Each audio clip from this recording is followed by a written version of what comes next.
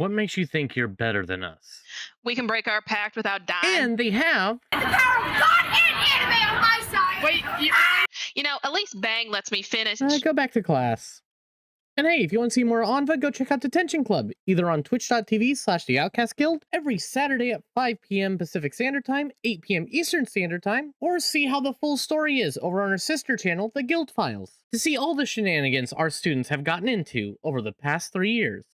But with that out of the way, the love child of the cleric and the fighter, the paladin is a martial half-caster, meaning you have proficiency in all armors and weapons. You have an extra attack at level 5, allowing you to make 2 attacks a turn, so make sure to focus on strength so that every swing of your sword hits and hits hard. Additionally, you're a half-caster, with a wide selection of spells from the Paladin and Cleric spell list, so for your second highest stat, make sure it's Charisma to make every spell count, boost your allies with the aura, and reenact Donkey Scene in Shrek. As for what makes you stand out in the sea of martial characters, it's your second level ability. Allowed you, when you hit a creature with a melee attack, to spend a spell slot to deal an additional 2d8 radiant damage, increasing by 1d8 for every spell slot above that. You also dealt an additional d8 damage whenever you hit a fiend or undead, but your damage was capped out at 68 radiant damage, or 7d8 if the target was fiend or undead. But with 2024, Smite has changed.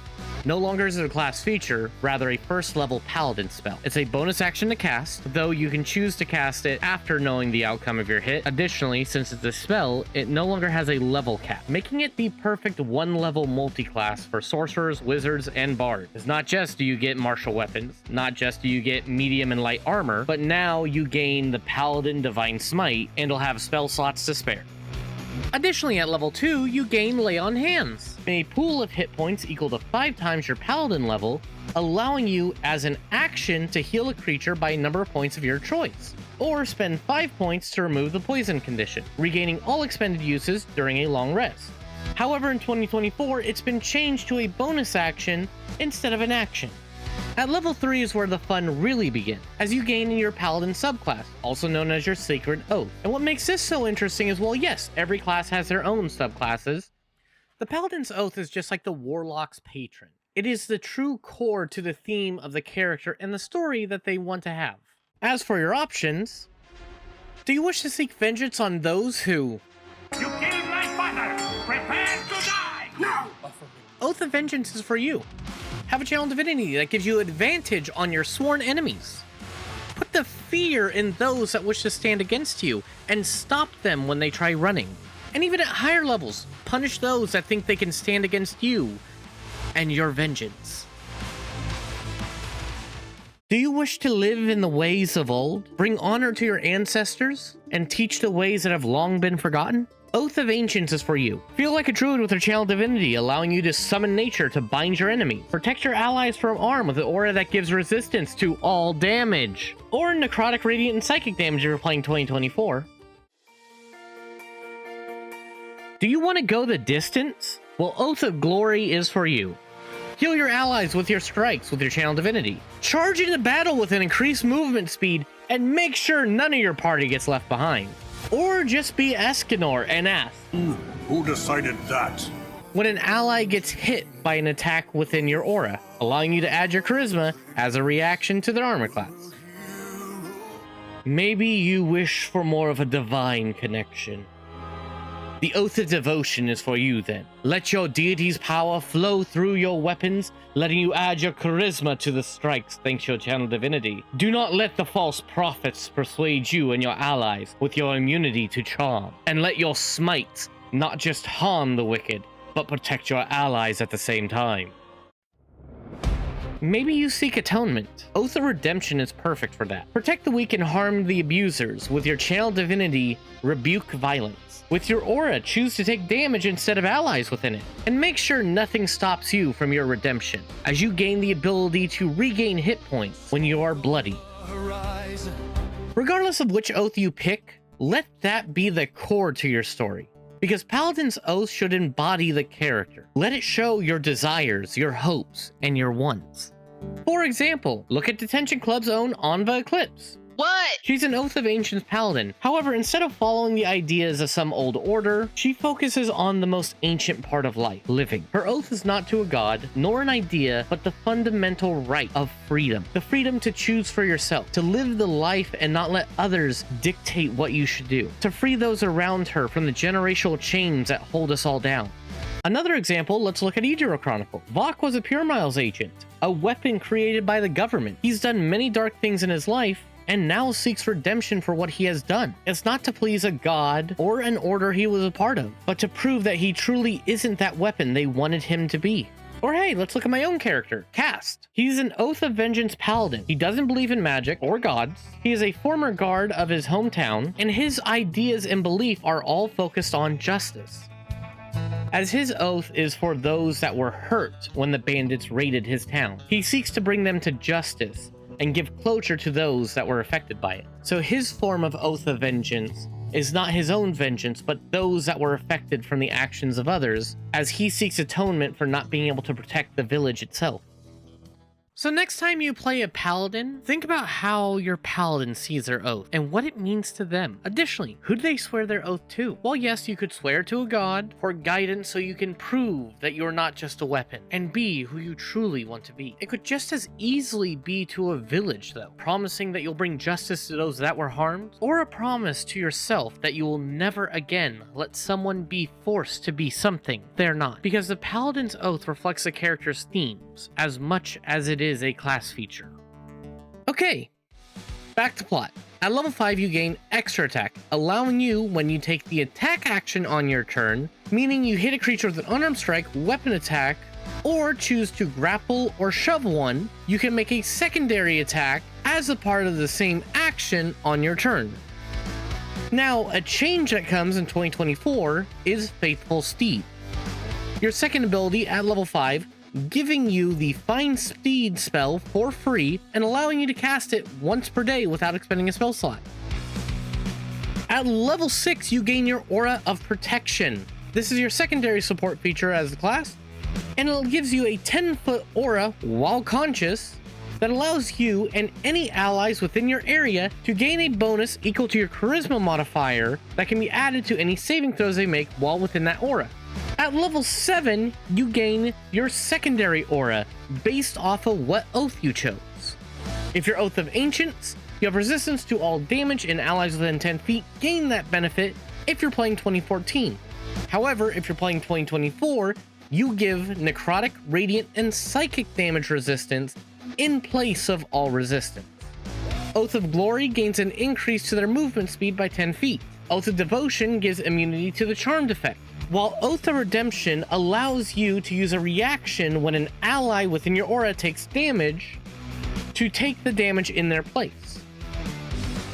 Now your next class feature doesn't really come until level 10, which is your Aura of Courage, giving you and allies within your aura immunity to the Frightened condition. And then at level 11, you always have a bit of the Divine with your strikes, making your attacks deal an additional 1d8 radiant damage when you hit a creature. At level 14, you gain Purifying Touch, allowing you to remove one condition from a creature. In 2014, you could do this a number of times, equals your Charisma modifier. However, in 2024, you can do this by spending 5 of your Lay on Hands points. Level 15, you gain a new Oath ability. If you're Oath of Ancients, you're able to pop back up to 1 hit point whenever you're down to 0. Additionally, you no longer are under the effects of aging. Oath of Devotion in 2014 gave you the benefits of protection from good and evil as long as you're conscious. However, in 2024, it now gives the benefits of half cover to allies within your aura whenever you use your Devine Smite feature. And if you want more information about half cover, you can go check out our video about range we did a while back, up in the iCard above. Oath of Glory just turns you into Escanor. This moment, you're standing before the lion's sin of pride. Because whenever a creature within your aura is targeted by an attack roll, you can say, "How about no, you crazy Dutch bastard?" and choose to add your Charisma modifier to their armor class. And if you make the attack miss, that creature can use their reaction to strike back. Are you Oath of Vengeance? Whenever a creature that is considered your sworn enemy by your channel divinity hits or misses you with an attack, you can use your reaction to make a counterattack against that creature. Oath of Redemption? Well, now you're very hard to kill, because while bloodied, you regain 1d6 hit points at the start of each of your turns. Oh, okay. I'm sure there's nothing else crazy that comes with your Oath features. Your next Paladin feature doesn't come till level 18, and all this one does is increase your aura from 10 feet to 30. And finally, at level 20, your capstone ability is another Oath feature? Yes, at level 20, you're able to take on the aspect of your Oath. Depending on which Oath you chose, gives you a different feature. If you're Oath of Devotion, you gain a Holy Nimbus, allowing you for 10 minutes to give off sunlight in a 30-foot radius, have advantage on all saving throws against fiends and undead, and finally, hostile creatures within your aura take radiant damage equal to your Charisma modifier plus proficiency bonus, while an Oath of the Ancients becomes the Ender Champion, allowing for them for the next 10 minutes to regain 10 HP at the start of each of their turns, allow them to cast any spell that has a casting time of an action as a bonus action instead, and finally, hostile creatures within your aura have disadvantage on saving throws against your spells. Oath of Glory, you become a living legend for 10 minutes, giving you advantage on all charisma checks. As a reaction, you can reroll any failed saving throw and truly become Escanor, as even if you miss an attack, you can say, Who decided that? and choose to hit them instead. While Oath of Redemption, you become the Emissary of Redemption, giving you resistance to all damage, and when a creature hits you with an attack, they take radiant damage equal to half the damage they dealt. Now, there is a catch to this one, as this effect lasts until you harm a creature, though still powerful and very thematic for the subclass. And finally, for Oath of Vengeance, you become an Avenging Angel. As a bonus action, you can enter this form for 10 minutes. You sprout spectral wings, giving you fly hover speed of 60 feet and a frightful aura. Whenever an enemy starts their turn within your aura of protection, that creature must succeed a wisdom saving throw or have the frightened condition for 1 minute or until it takes any damage. Attack rolls against the frightened creature have advantage. Now that might not seem too crazy, but remember your aura ability. When you trigger opportunity attacks, you can reduce the creature's speed to 0 hit points and move as a part of the same reaction, making you truly unstoppable. Now altogether, Paladins are up there with some of my favorite classes. They are so flavorful, just like the warlock. They have a clear theming, but also have enough to make it your own. And yes, I know, the Paladin has had struggles, especially trying to leave the ideas of older editions. And this is why in this video, I really wanted to focus on simply stripping down the class to its core idea, the Oath, and then giving it a little bit of that warlock flavor, so that you can open this class to so many story ideas and not just, I promised to God that if they gave me power, I would follow them blindly. As the true power of the Paladin is not worship, it's not shady deals or some crazy bloodline, but their own convictions and belief in those ideas. Just like our own Paladin Oath. Oath of Rebellion. No one is sure of the true origin of this order. If it forms when the god of justice can no longer stay blind, or if it gains its powers from the collective thoughts of the tormented, marginalized, and persecuted. But one thing is true. When power becomes corrupt, when those that rule forget who they serve, those of this oath will rise. Starting off, when you choose this oath, you gain the channel divinity Defiant Stand, giving you and allies equal to your charisma modifier advantage on saving throws against being grappled, restrained, charmed, or frightened for 1 minute or until you're knocked unconscious. At level 7, you gain Aura of Revelation, allowing you, while under the effects of a spell that has a duration longer than a minute, to share the benefits with your ally. The spell level can be no higher than half your proficiency modifier, rounded up.